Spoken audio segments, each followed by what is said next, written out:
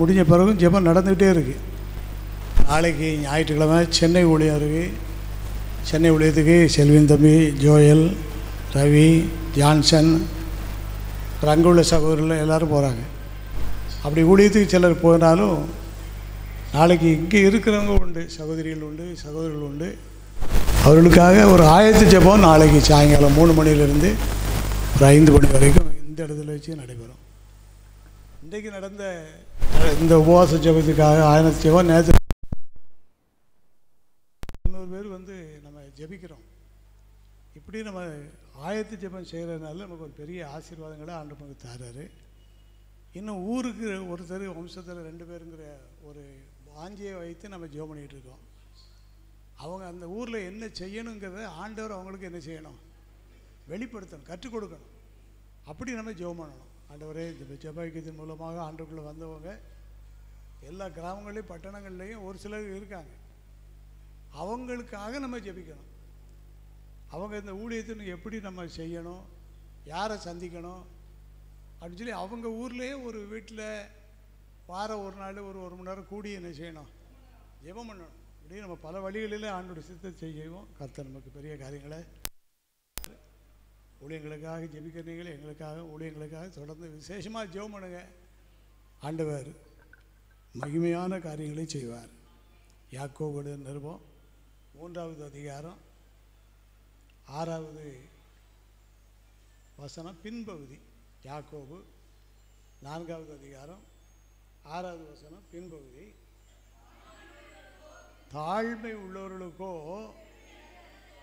கிருபை அளிக்கிறார் என்று சொல்லி இருக்கிறது. தாழ்மை உள்ளவர்களுக்கோ கிருபை அளிக்கிறார்.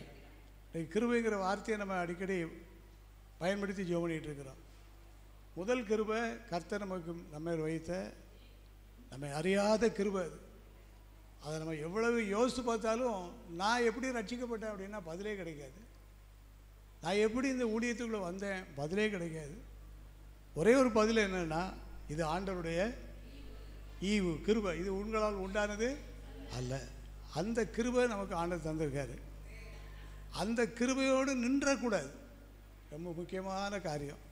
அந்த கிருபையோடு என்ன செய்யக்கூடாது, நான் ரட்சிக்கப்பட்டிருக்கேன்னு சொல்லிட்டு மட்டும் அதோடு நின்றக்கூடாது. நம்ம எப்படி எத்தனை பேருக்கு ரட்சிப்பாக இருந்தோம், அது முக்கியம்.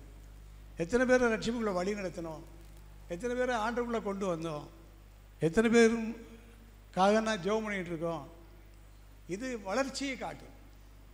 அது மாத்திரமல்ல, மூலமாக நிறைய பேர் ஆண்டவருக்குள்ளே வருவாங்க. இந்த கிருபையிலே நம்ம எல்லோரும் இன்னும் வளரணும். ஆண்டவர் உதவி செய்வார். இன்றைக்கி நம்ம படிக்கிறது தாழ்மை உள்ளவர்களுக்கோ கிருபை அளிக்கிறார்.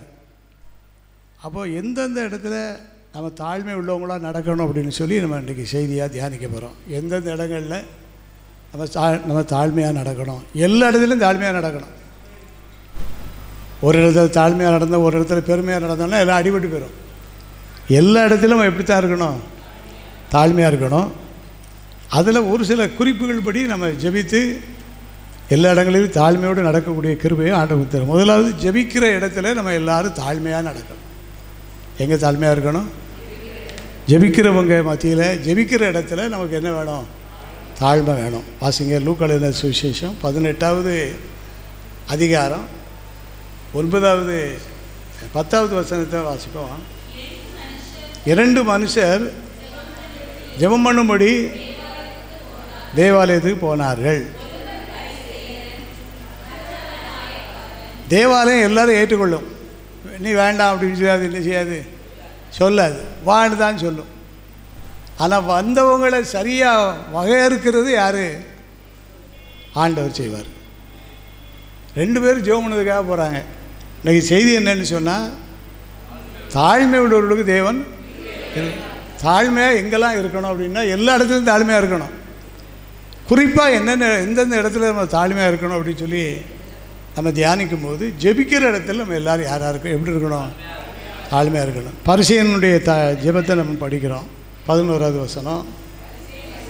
பரிசேயன் என்று தேவனே, பரிகாரர், அநியாயக்காரர், உபசாரக்காரர் ஆகிய மற்ற மனுஷரை போலவும் இந்த ஆயக்காரனை போலவும் இராததினால் உமை அவர் ஒரு சோத்திர ஜெபம் பண்ணுதார். யார்? இது புளிச்ச ஏப்பம். இந்த சோதரத்துக்கு பேர் என்ன பேர்? புளிச்ச ஏப்பம். சில நேரத்தில் சரியாக ஜீரணம் ஆகாமல் இருந்தால் ஒரு புளிச்ச ஏப்பம் வரும். அதுக்கு ஏதாவது மாத்திரை சாப்பிடணும். பிறகு இந்த பரிசேயனும் ஒரு புளிச்ச ஏப்பத்துக்கு சமமான ஒரு ஸ்தோத்திரத்தை சொல்கிறாரு. என்ன ஸ்தோத்திரம் அப்படின்னு சொன்னால், நான் பரிகாரர், அநியாயக்காரர்,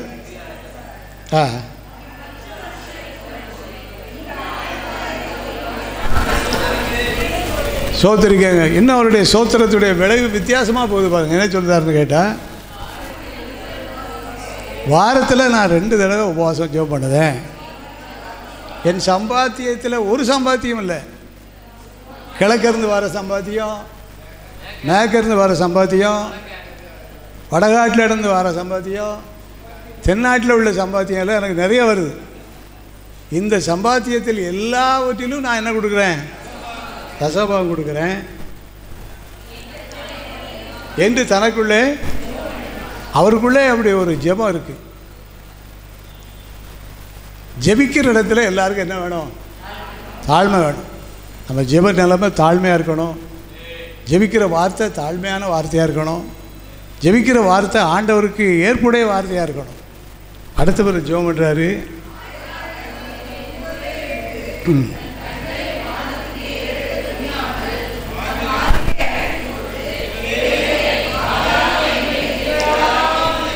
ஆயக்காரன் சுருக்கமாக ஜெபம் பண்ணுறாரு. கடைசியில் ஒரு வார்த்தை எப்படி சொல்கிறாருன்னு கேட்டால், தேவனே பாவியாகிய என் மேல் கிருபையாயிரு. ஹல்லேலூயா. தாழ்மையுள்ளவரிடம் தங்கிடுதே கிருபை, தாழ்மையுள்ளவர்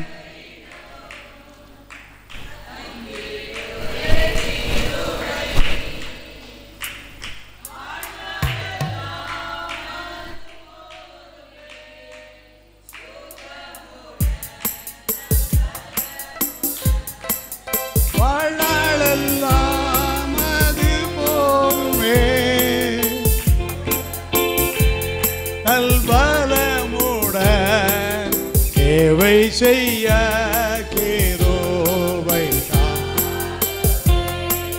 சேவை செய்ய கிருபை. தாழ்மை உள்ளவர்களுக்கோ தேவன் கிருபை அளிக்கிறார். நம்ம எல்லாருக்கும் ஆண்டவர் கிருபையை தரணும். அந்த கிருபை நம்மளை வழி நடத்தும். எந்த இடத்துல எல்லாம் நம்ம தாழ்மையாக நடக்கணும் அப்படின்னு சொன்னால், எல்லா இடத்துலையும் தாழ்மையாக தான் நடக்கணும். எந்த இடத்துலையாவது நம்ம பெருமையாக நடந்துட்டோன்னு சொன்னால் ஆண்டவர் நமக்கு எதிர்த்து வந்துடுவார்.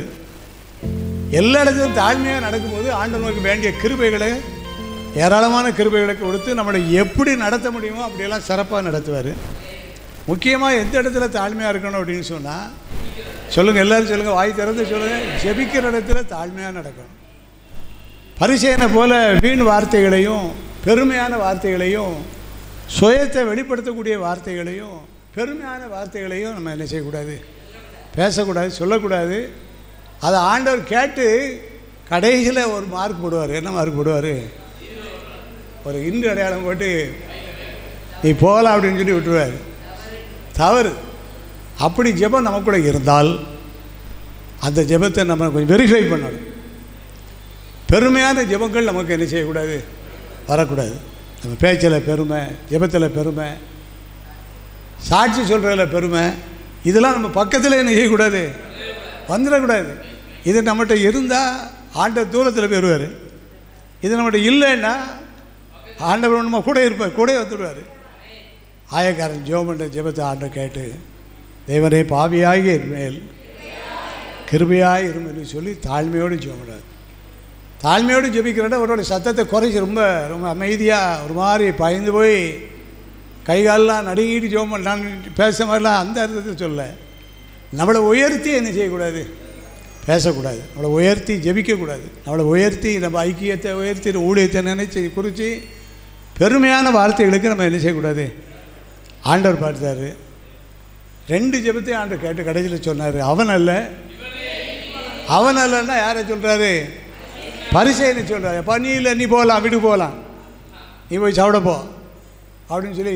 அவன் அல்ல, இங்கே ஒருத்தர் உட்கார்ந்து ஜெபம் பண்ணிட்டு இருக்காரு. அவரே நீதிமானாக்கப்பட்டவனாக தன் வீட்டிற்கு திரும்பி போனான். இவர் வீட்டுக்கு போனார், அவர் எங்கே போனார்னே தெரியாது தெரியாது. அப்போது ஆண்டவர் 2 பேரில் ஒருத்தர் தான் ஆசீர்வதிக்கிறாரு. ஏன் ஆசீர்வதிக்கிறாருன்னு சொன்னால் அவர்கிட்ட என்ன இருந்துச்சு? தாழ்மை இருந்துச்சு. அன்பானவர்களே, நம்முடைய ஜெபம் தாழ்மை மட்டுமல்ல, நம்முடைய நம்முடைய அனைத்து பகுதிகளிலும் நம்ம எப்படி இருக்கணும்? தாழ்மையாக நம்ம நடந்து கொள்ளணும். பெருமைக்கு நம்ம இடம் கொடுக்க கூடாது. கடைசி காலங்களில் வித்தியாசமான மனிதர்கள் எல்லோரும் வருவாங்க. கடைசி காலம், கொடிய காலம், மோசமான சூழ்நிலையில் உள்ள மக்களை நம்ம நிறைய பார்க்குறோம். அவங்க பற்றியில் தாழ்மை உள்ளவங்களாம் நம்முடைய ஜெபத்தில், நம்முடைய ஜெபம்னா ஜெபம் மட்டும் இல்லை, ஊழியம் எல்லாம் அதில் சேர்ந்தவங்க. அப்படி நடந்து கொள்வோமானால் தேவன் நமக்கு கிருபைகளை நமக்கு அதிகமாக தருவார். 2வது, நம்ம எந்த இடத்துல தாழ்மையாக நடக்கணும் அப்படின்னு சொன்னால், பெரியவங்களோடு பழகும்போது நமக்கு என்ன வேணும்? தாழ்மை வேணும். யாரோடு பழகும்போது? பெரியவங்களோடு சில நேரத்தில் பழகுறதுக்குரிய வாய்ப்பை நமக்கு ஆண்டவர் என்ன செய்வார்? தருவார். நம்ம போய் அந்த பெரியவங்களுக்கு முன்னால் போய் நின்றுட்டு என்ன செய்யக்கூடாது?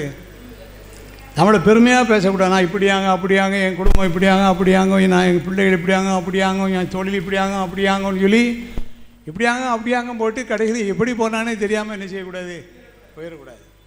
நமக்கு பெரியவங்களோட பழகக்கூடிய சில சூழ்நிலைகள் ஆண்டவர் நமக்கு என்ன செய்வார்? தருவார். அந்த நேரம் நமக்கு என்ன வேணும்?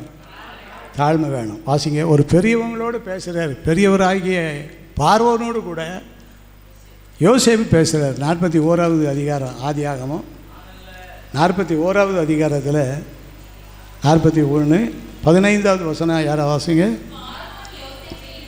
பார்வோன் யோசேப்பை நோக்கி, ஒரு சொப்பனம் கண்டேன், அதன் அர்த்தத்தை சொல்ல ஒருவரும் இல்லை.